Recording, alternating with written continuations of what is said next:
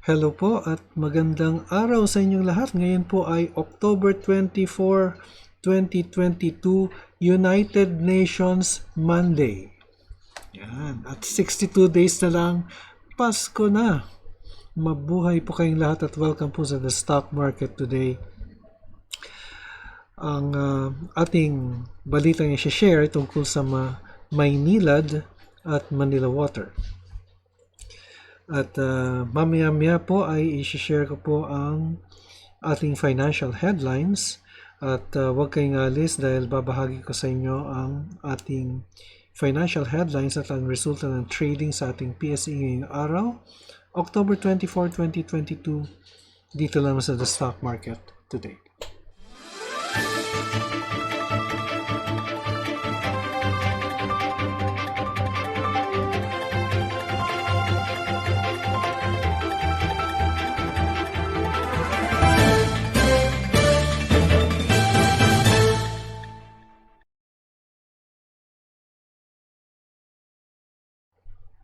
Okay, bago lahat ay nag-invite po akong mag-subscribe sa ating channel. Ako po si Benji Chidoro at ako po ay isang retired bank officer.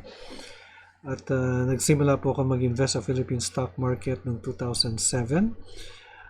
Nagbibigay po ako ng pinaka-latest news tungkol sa Philippine stock market at Philippine economy.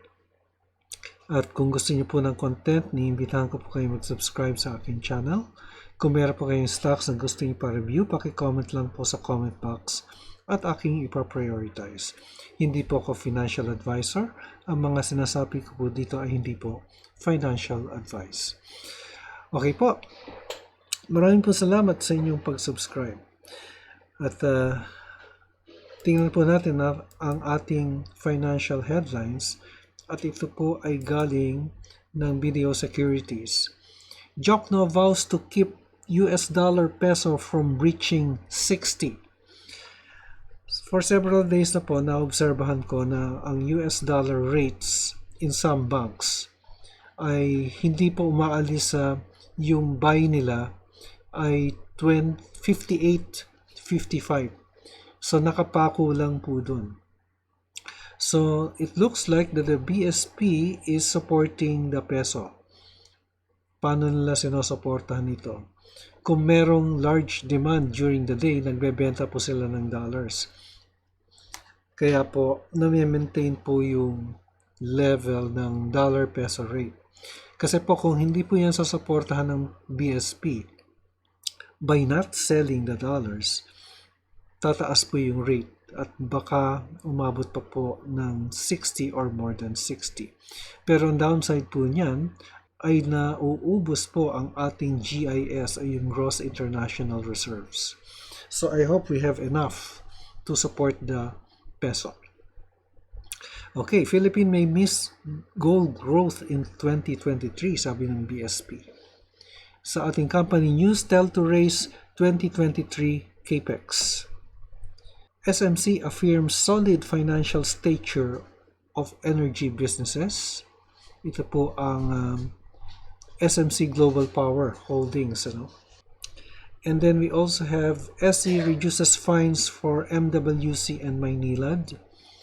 Yan po ang ating main news. And LRT1 posts surge in riders. So tingnan po natin ang ating main news. Maynilad cites good faith real efforts after Supreme Court ruling. Maynilad Water Services Inc. said the Supreme Court had seen the company's good faith after the tribunal decided to cut the fines imposed on water concessionaires for non-compliance with the Clean Water Act. We are grateful that the Supreme Court has taken into consideration our good faith and real efforts to comply with the obligations of the Clean Water Act, as well as our legislative franchise to reduce the amount of our fine. Maynilad spokesperson Jennifer C. Rufo told Business World in a Viber message on Sunday. In a regulatory filing on Friday, Metro Pacific Corp said the Supreme Court affirmed an earlier decision that found that the Metropolitan Water Works and Sewerage System, or MWSS, and concessionaires Maynilad and Manila Water liable for violating Republic Act 9275 or the Philippine Clean Water Act. Manila Water has yet to respond to a request for comment. The High Court also unanimously allowed to lower the fines imposed on the two concessionaires to 202.26 million from a whopping 921.46 million. Laki rin ito, ah. And it was reduced to, I think, about 20%, no? 80% discount or less. MPIC, the parent firm of Maynilad, also disclosed to the stock exchange that the SC decision affirmed that each of the concessionaires is jointly and severally liable for violating Section 8 in relation to Section 28 of the Clean Air Act. In 2019, the SC said that Maynilad and Manila Water are each jointly liable, with the MWSS to pay 921.46 million, covering the period May 7, 2009 to August 6, 2019. So 10 years po yun, or the promulgation date of the decision. In 2009, the Department of Environment and Natural Resources filed a complaint against MWSS and its concessionaires, Maynilad and Manila Water, for their failure to provide, install, operate, and maintain adequate wastewater treatment facilities for the sewerage system, resulting in the degraded quality and beneficial use of the receiving bodies of water leading to Manila Bay. Section 8 of the Clean Water Act mandates the connection of existing sewage lines in all subdivisions, condominiums, commercial centers, and other establishments, including households, to an available sewerage system within 5 years from the law's effectivity in 2004. On Friday, shares in MPAC climbed 3.14% to close at 361 each. MPIC, which has a majority stake in Maynilad, is one of the 3 Philippine units of the Hong Kong-based First Pacific, and others being Philex Mining and PLDT Inc.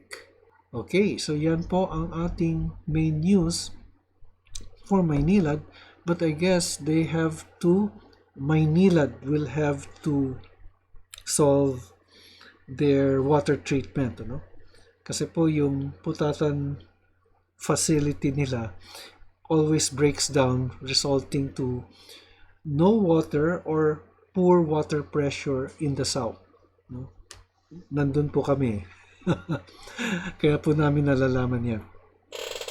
Anyway, that remains to be seen, ano? Kasi kung matagal na pong problema yan, they have to upgrade their facilities to address that perennial problem. So aside from that sewerage facilities, no, baka ma-fine po sila dyan uli, no? Okay, so let's now go to, I think I have some questions here from our subscribers. Meron pong isa dito. Okay, sabi ni Raquel Robrigado, sir, wag niyong pong pansinin mga tao lang walang magawa sa buhay. Well, I have to answer that, ano? But alam ko po naman kung yung mga nagtatanong ay nanunubok lang o genuinely hindi po nila alam. So, salamat po. Robert Chu, sabi niya, is MA 9, 8, and 13 coupled with parabolic SAR as a sign to buy or sell? Is this a good strategy? Thanks and God bless. Actually, yung mga indicators po is depende kung anong gusto nyo. There is no hard and fast rule on what indicators to use. So sa akin po, I use the exponential moving average with the RSI. No? So, for example, natin yung Ito po, no? For example, ito po, no? Ito po yung ginagamit ko, yung RSI and moving average, exponential moving average. Pero, kung gusto niyo po ng parabolic SAR, ay pwede rin po, coupled with MA5, 8, and 13. Now, ano ba yung parabolic SAR? Actually, first time ko pong marinig yung parabolic SAR, pero upon research, dito po sa Investopedia, the parabolic SAR indicator developed by J. Wells Wilder, I think ito rin po nag-develop ng RSI, is used by traders to determine trend direction and potential reversals in price. The indicator uses a trailing stop and reverse method called SAR, or ang tawag po niyan, stop and reverse, to identify suitable exit and entry points. The trader also referred to the indicator as to the parabolic stop, reverse parabolic SAR, or PSAR. The parabolic SAR indicator appears on the chart as a series of dots, either above or below the asset price, depending on the direction of the price is moving. A dot is placed below the price when it is trending upward and above the price when it is trending downward. So, bigay po tayo ng example ng parabolic SAR, and I tried using the parabolic SAR in Investopedia, no? So, one of them is, hanapin natin yung nag-save ako dito ng isang, ito po. Yan po ang parabolic SAR. So, makikita niyo po sa parabolic SAR, ay dots po yan, no? Tanggalin natin. Yan. There are a series of dots. No? So, pagka yung dot po nasa ilalim, buy signal po yan. Pagka ang dot po nasa ibabaw, sell signal po yan. So, it's similar to the moving average, yung exponential moving average, na yung, ito po yung EMA20. Pagka under the candlestick, yan po ay buy. Pagka over the candlestick, yan po ay sell. So, sa parabolic SAR, ganun din po. Kaya lang, mas distinct po siya, no? Mas distinct po siyang nakikita. Yung blue line na po ito is a EMA9. 9 days exponential, 9 days moving average po yan. Yan po yung 9 days moving average. At kung mapapansin po ninyo, pagka merong buy signal, punta tayo sa PSA na lang. Ali. Sige, Ali na lang tayo. Ito po yung buy signal niya. So, dito po, dahil yung dot po nasa ilalim, ay magbabay po kayo dito. So, halimbawa yung closing price po niya is 25.50. Pero, kung mapapansin po ninyo, if you will use it in conjunction with the RSI, ito po yun. RSI 14 po yung default po ang ginagamit ko. By the way, the parabolic SAR is the default settings.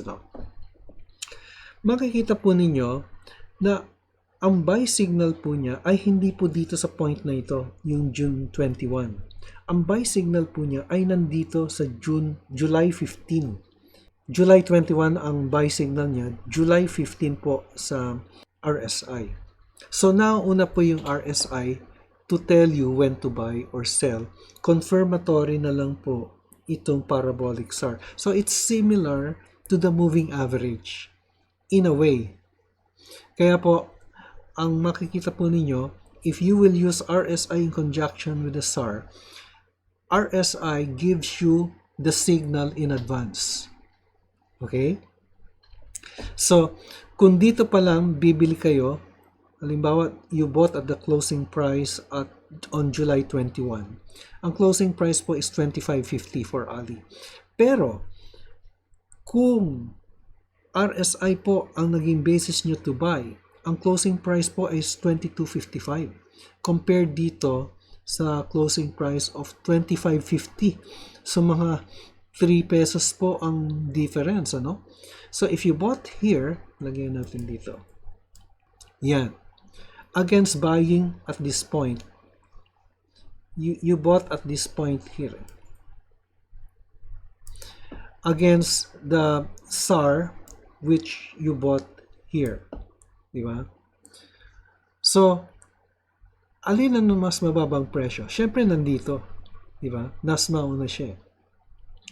Now, ang sell signal naman, ang sabi nga natin, ito yung parabolic SAR kasi kung kailan ka nag-buy, ito yung first dot na nasa ilalim. Yung first dot na nasa ibabaw is ito po yung sell signal. Yan. Ang sell signal po niya ay 27.85. Yan po yung closing price niya sa sell signal. Pero, the RSI gave the sell signal mga 1 week before. So, yung sell signal ng parabolic SAR is August 23. But the RSI gave the signal on August 16. And the sell signal is, halimbawa, closing price nung August 16 is 30.20. And the closing price on August 23, which is the parabolic SAR, is 27.85. Dito, 30 pesos ang sell mo. Mag-sell ka 30 peso, eto 27. So, saan ka kikita? Siyempre dito, di ba? Sa RSI. Kasi, RSI gives you the signal in advance.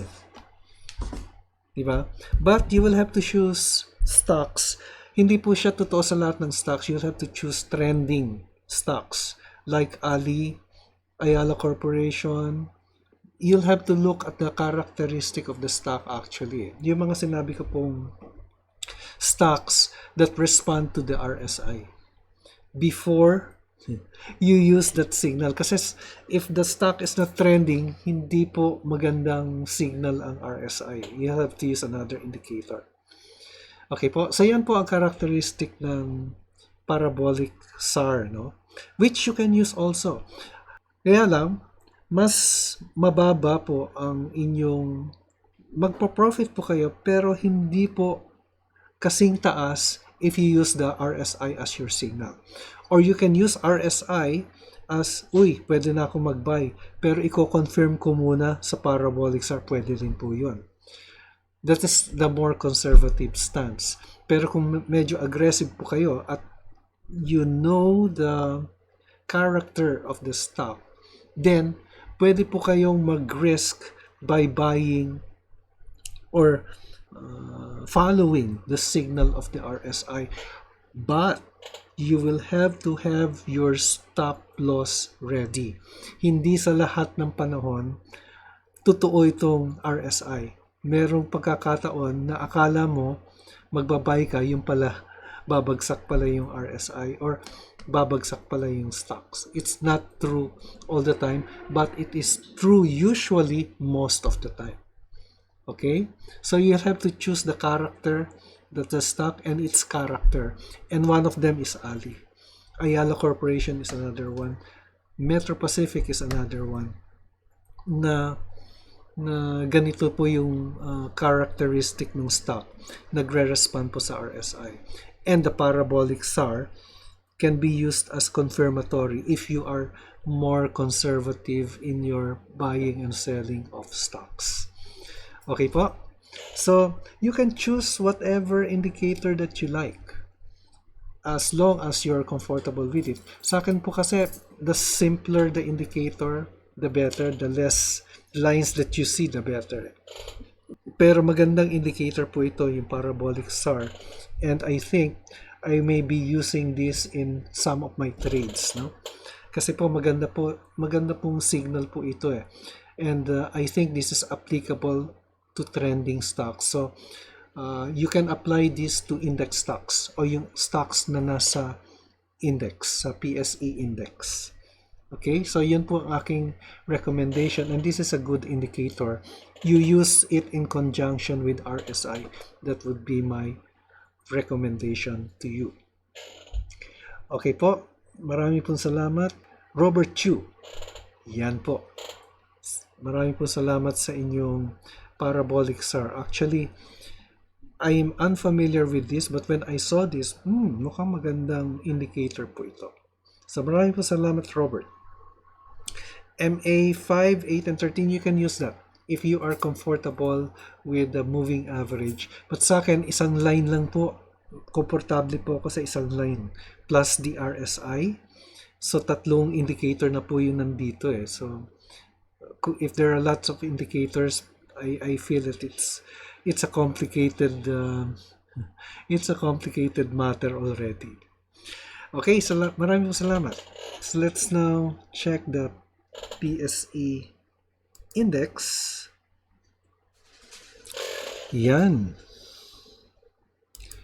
Ang ating index ay umakyat ng 45.23 points or 0.76%. Nasa 6,028.79. So, balik po tayo sa 6,000. At, lagyan natin ito. Parabolic SAR pala yung ginagamit ko dito. Pero okay lang. No? Yan, parabolic SAR. Pagkatapos, ito yung exponential moving average with RSI. Ngayon, yung ating market activity, 76 ang bumaba. 71 ang umabante at 53 ang hindi nagbago. Ang all-share index ay umakyat din ng 0.68% or 21.63 points. Ang ating sectoral indices, lahat po ay umakyat liban lamang sa mining na nagtala ng 0.14% na pagbaba. Ang pag-akyat ay pinangunahan ng services na sa 1.34%. Okay, sa most active stocks, tingnan natin yung mga nag-figure out sa news, no? MWC, MPI for Manila Water or Maynilad. Then let's take a look at Ali, SM, ICT, at tingnan natin si SCC. Yan pinaka most active stocks po natin. MWC po muna tayo. Naku, yan, umakyat po si MWC. At sunod-sunod po yung green candlesticks po niya. Ha?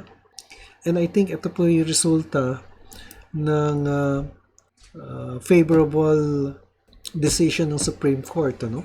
Nabawasan yung kanyang penalties, no?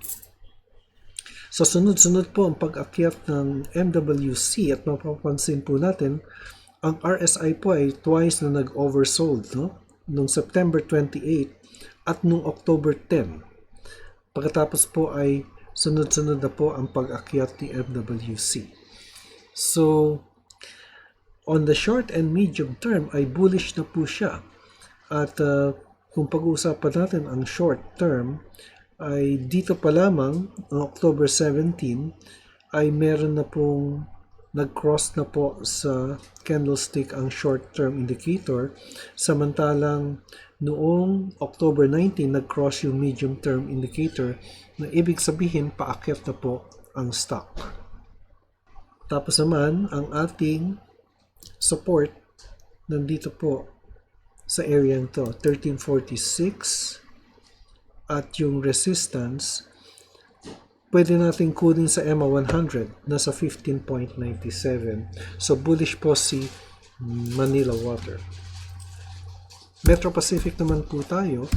Yan po ang kumpanya ni Mr. Pangilinan, ano? At yan po ang Manila Water. I'm sorry. Yan po ang Maynilad, rather.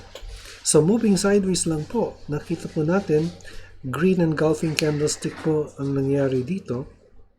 Nagkaroon po ng oversold.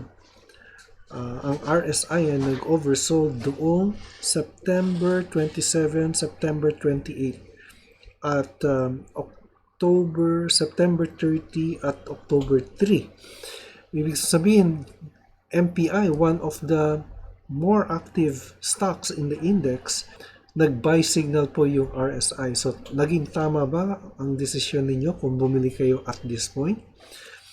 Kasi if you held on and bought on September 28 at the closing price of 335, ngayon po ay nasa 360.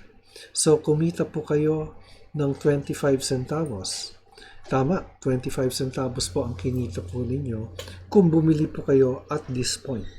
Okay? Kung bumili naman kayo on October 3 na nag-oversell siya, ang closing price po noon ay 3.30. Kumita po kayo ng 30 centavos kung ibebenta niyo po at the closing price today. So, yan po ang RSI signal. Kung parabolic SAR, check natin. Yan, ang buy signal po ay nandito. October 6. Pero nauuna po lagi ang RSI.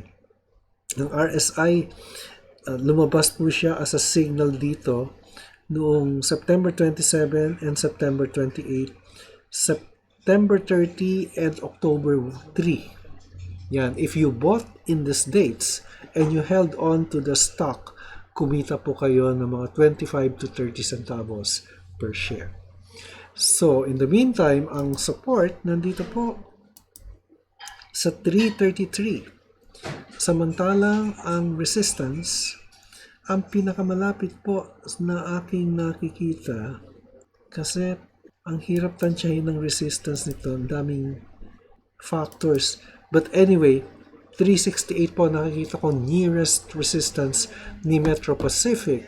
Now, in terms of fundamentals, I think Metro Pacific is undervalued. Metro Pacific Investments may buy rating nasa 6 pesos or a 66.2% upside. Tapos naman si Ali.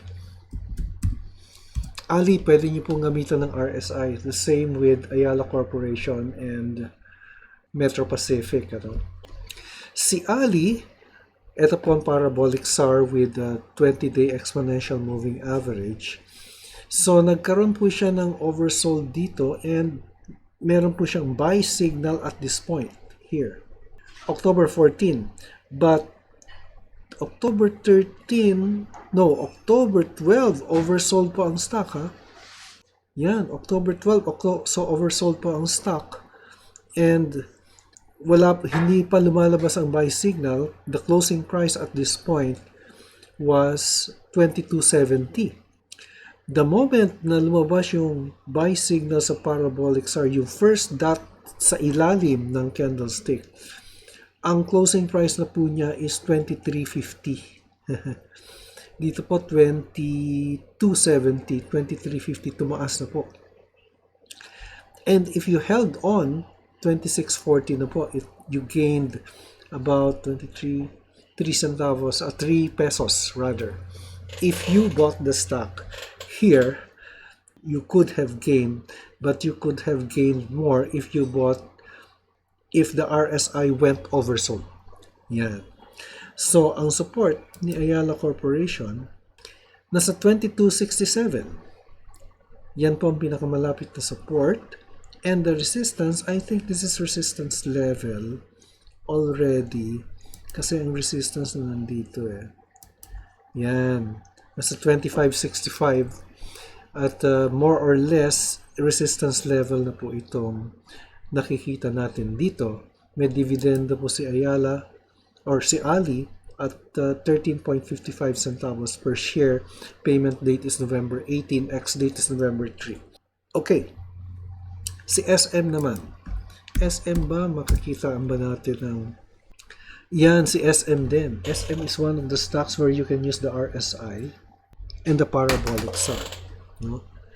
So, SM is bullish. So, makita po natin, may buy signal po ang SM po dito. Dito po sa point na ito sa October 4. Pero, several days before, October or September 28, oversold po si SM. So, if you bought here on that oversold level, closing price at 733, and you held on to it, kumita po kayo ng more or less 23 centavos or 24 centavos, more or less. 24 pesos rather. Bullish pa po siya. And dito po nagkaroon po siya ng buy signal. Yan. So, more or less yan po ang gamit ng parabolic SAR. Yung first dot po sa ilalim ang buy signal. Yung first dot na mag-appear sa ibabaw ang sell signal. Yan po. Pero yung RSI, kung mapapansin po ninyo, happens a few days before the buy signal or the dot under ang lumalabas. Nauuna laging signal ang RSI. Okay, in the meantime, ang support, nandito po. Pinakamalapit sa nakikita ko ay ito. 730 to 731. Support and resistance, di po yung exact points. Ito po ay area. Resistance level is here at 800. And then ICT, ma-apply din kaya natin ang parabolic SAR. Yes, pwede po natin i-apply ito. Although bihira mag-overbought si International Container Services, ano? Compare nga natin dito. Kasi oversold po si ICT dito eh. Noong September 30, nasa 20.41 ang RSI at yung closing price po niya 156. Pero nag-buy signal po siya noong October 6 and just moving sideways, no, piercing through the candlestick lang yung moving average natin eh. Pero tingnan natin sa mga sumusunod na kabanata, no, kung ano mangyayari dito dahil totoo nga ba yung buy signal dito.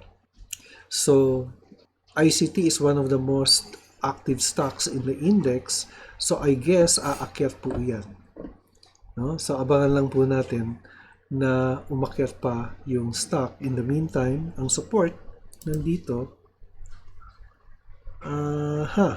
Let's use the exponential. Resistance nandito po sa, ito po yung nakikita ko sa resistance. Nandiyan po sa 179. Samantalang ang support, let's use the 1 week. Yan, nandito po. Sa 159 or 160 po ang pinaka-support based on a 1 week chart. Then finally, Semirara. SCC is yan, bullish po si SCC. And in one of the trade ideas ni BDO-SEC na aakyat pa po yung stock, ano? The current level is 4110. This was last Friday. And ang upside potential is 22%. And nilagyan niya ng stop level at 39.25. Pero what does our signal say? It's bullish, no? Bullish po si SCC. And the support follows the EMA 100. Based on the parabolic SAR, bullish siya. Tama si BDO-SEC, no? Nagkaroon po siya ng buy signal dito, although hindi umabot ng oversold ang RSI niya. But it's a buy signal starting October 5, no? Yung first dot po sa ilalim, yung po ang pinaka-buy signal niya. If you will be relying on this, and the 20-day exponential is under the candlestick, so dalawa po yung nagsasabing magbumili ka ng stock na ito. Okay, so yan po ang ating report sa stock market. Ika-24 ng Oktubre, and it is the 4th Monday of the month. Ito po si Benji Chidoro nagpapaalala. An investment knowledge pays the best interest. Maraming salamat sa inyong pagsubaybay at hanggang sa muli. Stay safe. God bless. Bye for now.